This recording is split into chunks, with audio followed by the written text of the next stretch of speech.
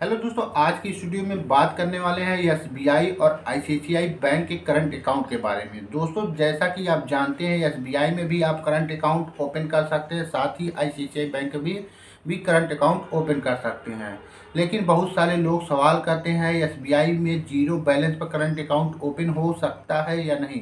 तो आपको बता दें, एसबीआई में मिनिमम बैलेंस करंट अकाउंट के लिए 5,000 रुपये है और जीरो बैलेंस पर स्टेट बैंक ऑफ इंडिया में करंट अकाउंट ओपन नहीं होता है।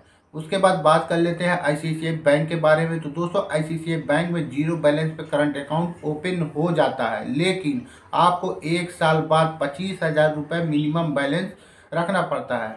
मतलब आईसीआईसीआई बैंक वालों का क्या फंडा है, बैंक वाले आपको करंट अकाउंट ओपन करके जीरो बैलेंस पे दे देते हैं। उसके बाद आप 1 साल तक एकदम फ्री होकर आप करंट अकाउंट चला सकते हैं। मिनिमम बैलेंस आपको रखने की ज़रूरत नहीं है।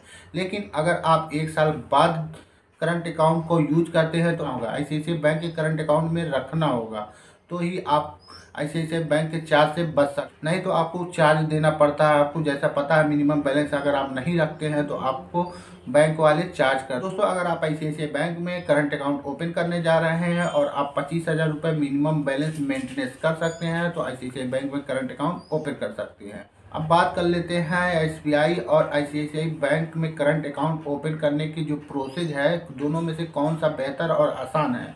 तो दोस्तों, अगर आप एसबीआई में करंट अकाउंट ओपन करने जा रहे हैं तो आईसीआईसीआई बैंक में करंट अकाउंट जो है ओपन करने में थोड़ा आनाकानी करते हैं और आसानी से ओपन नहीं करते हैं। अगर आपके पास जीएसटी है तो आप एसबीआई में करंट अकाउंट के लिए अप्लाई कर सकते हैं, लेकिन आपका जो बिजनेस है वो फिजिकल एड्रेस पर होना जरूरी है। अगर आप ऑनलाइन वर्क करते हैं तो एसबीआई वाले आपका करंट अकाउंट ओपन करने के लिए आपसे बिजनेस रजिस्ट्रेशन सर्टिफिकेट भी मांग सकते हैं। जीएसटी से काम उनका नहीं चलता है। ऐसे में आपको एसबीआई में करंट अकाउंट ओपन करने के लिए आपको GST certificate plus business registration certificate दोनों देना होगा। उसके बाद बात कर लेते हैं आईसीआईसीआई बैंक में करंट अकाउंट ओपन करने का क्या प्रोसेस है। तो दोस्तों, एसबीआई में करंट अकाउंट ओपन करने के लिए आपको मिनिमम बैलेंस 25,000 रखना होगा 1 साल बाद, जबकि स्टार्टिंग में आप जीरो बैलेंस पे करंट अकाउंट ओपन कर लेंगे।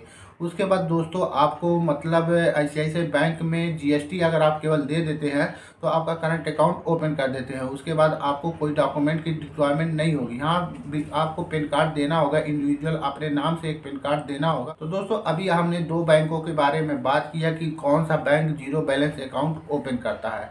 तो दोस्तों, ये दोनों बैंक जीरो बैलेंस अकाउंट तो नहीं ओपन करते हैं, वो 1 साल बाद चार्ज लेता है। ये स्टार्टिंग में ही 5,000 रुपये मिनिमम बैलेंस के लिए बोलते हैं। अब दोस्तों, अगर सच में आपको करंट अकाउंट ओपन करना है जीरो बैलेंस पर, अगर आपको करंट अकाउंट ओपन करना है तो इसके लिए आप किस बैंक में जा सकते हैं।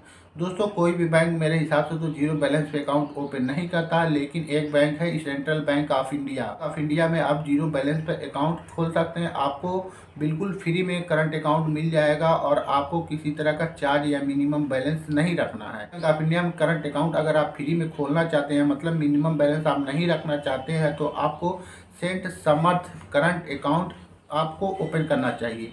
आप गूगल पर सर्च कर सकते हैं सेंट समर्थ करंट अकाउंट।